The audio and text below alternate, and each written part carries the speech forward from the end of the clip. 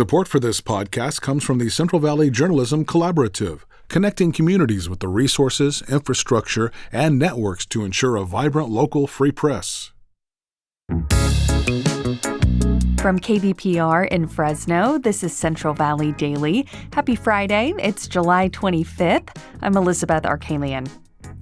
California has a housing shortage, but can a recently passed bill help speed up the building process?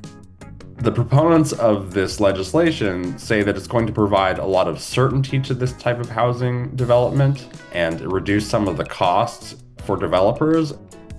Coming up, we'll learn about regulations that were clawed back and what changes it could bring to the state. But first, these headlines.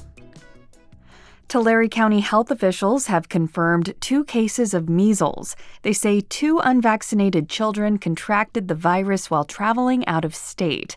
Health officials are working to trace possible exposure and urging people to check their vaccination status. Measles can spread through the air and is especially dangerous for young children. Officials at the U.S. Department of Education say they won't release funding for a federal migrant education program until they can confirm that program is in line with President Trump's priorities. CalMatters' Carolyn Jones says we're already seeing trickle-down effects in California.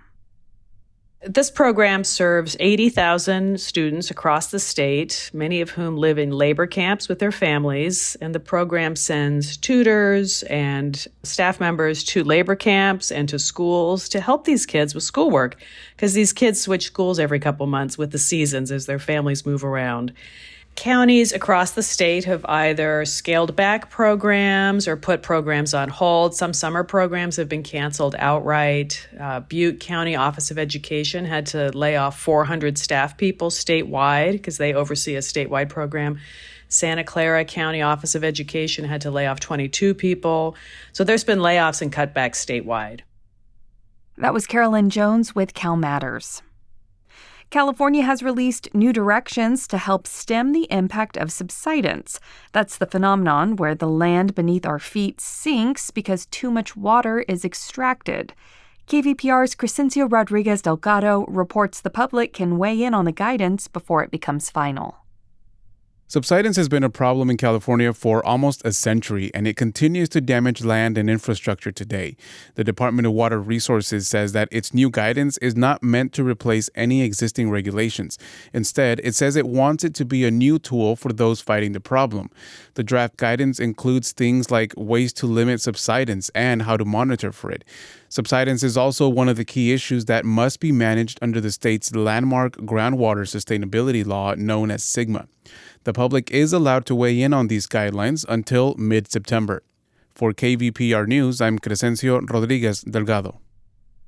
Governor Gavin Newsom says communities across California are starting to see a reduction in homelessness.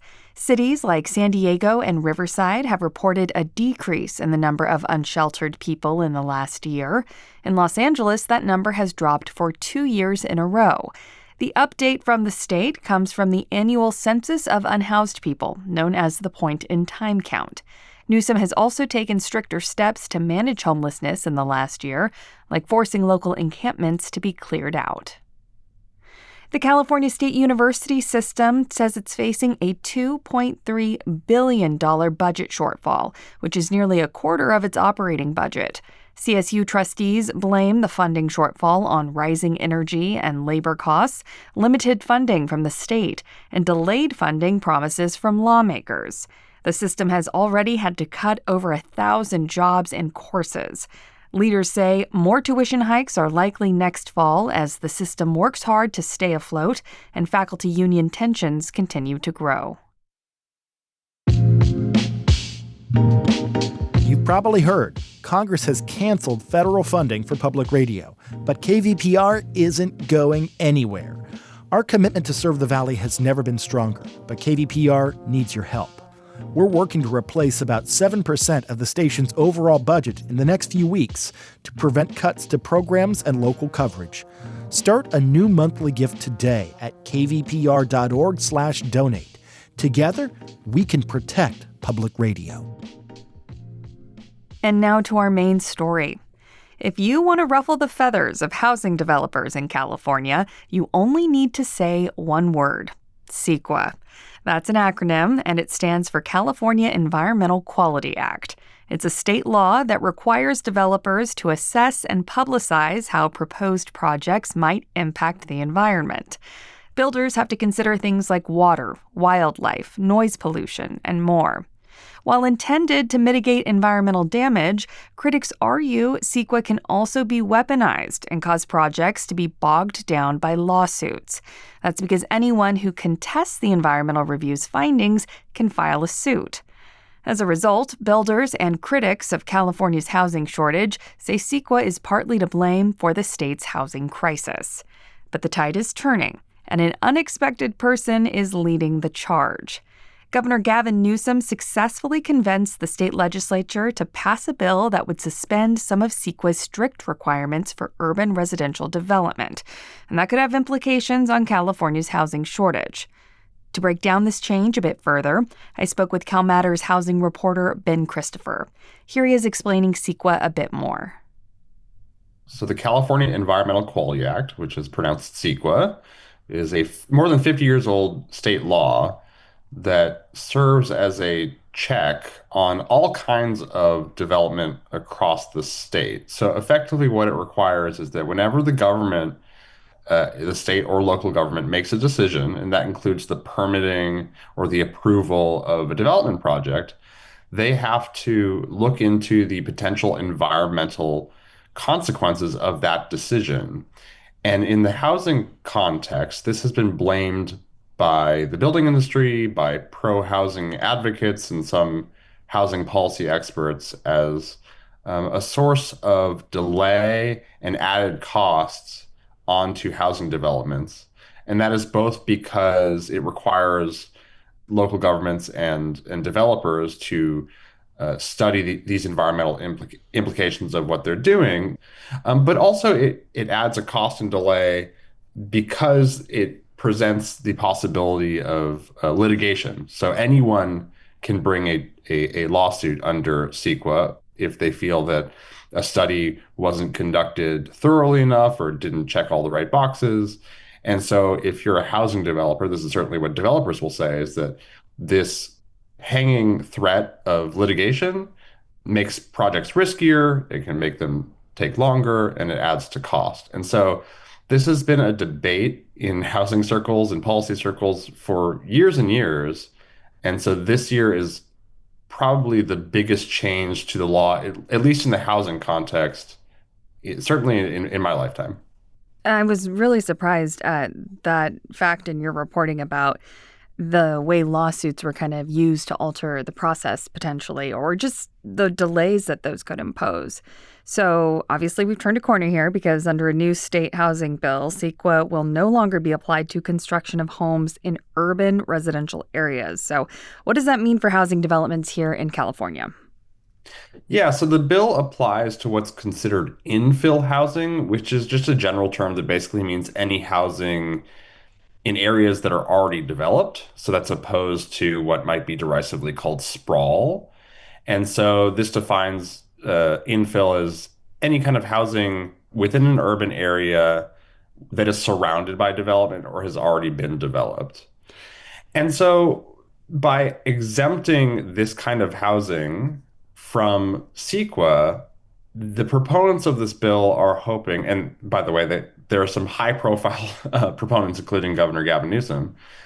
The proponents of this legislation say that it's going to provide a lot of certainty to this type of housing development and reduce some of the costs for developers. And so they're hoping that we will see faster, cheaper, more abundant housing. And again, I should stress that this only applies to certain types of housing. So you're not going to get, in most cases, single family homes developed through this exemption. It really applies to duplexes, triplexes, multiplexes, apartments, that kind of thing. And so the hope from proponents is that you're going to see faster, cheaper, more abundant development of denser housing.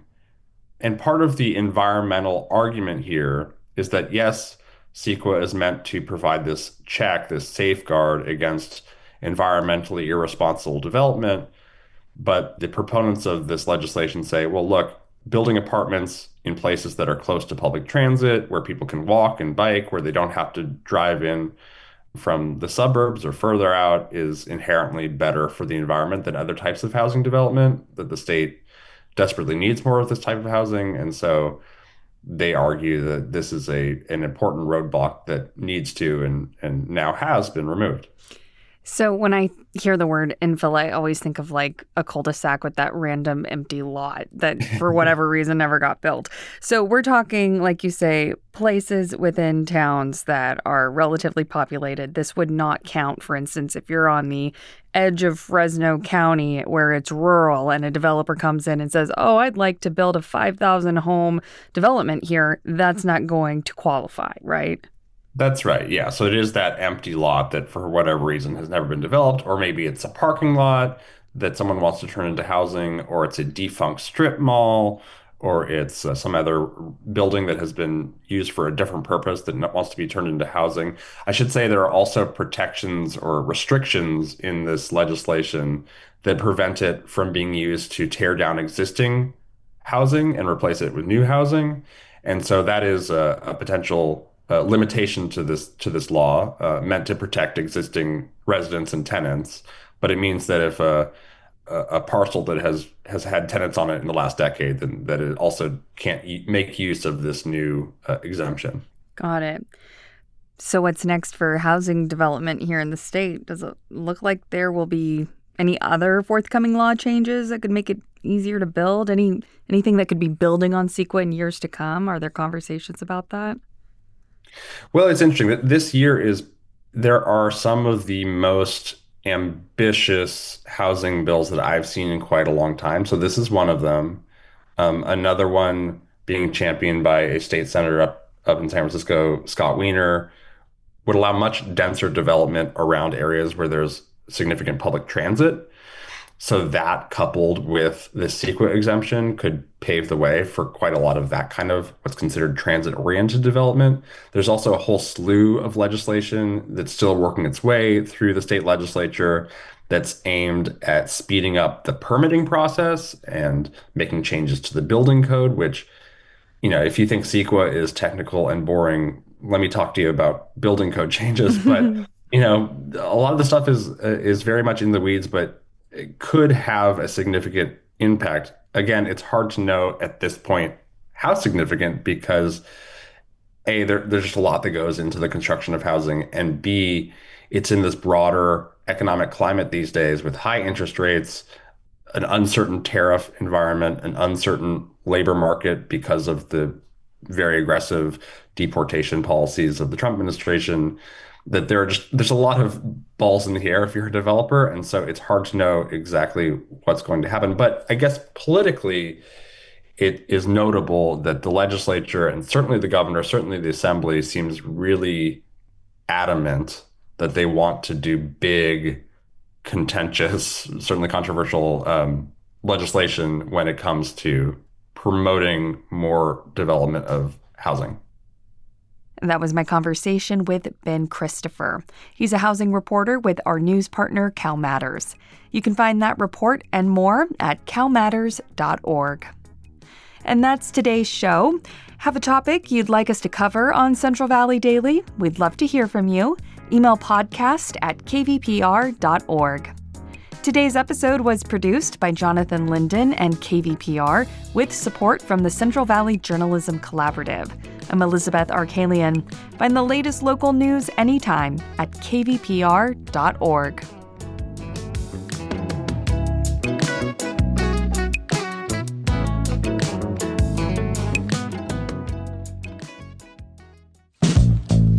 These days, there's so much news, it can be hard to keep up with what it all means for you, your family, and your community. The Consider This podcast from NPR features our award-winning journalism. 6 days a week, we bring you a deep dive on a news story and provide the context and analysis that helps you make sense of the news.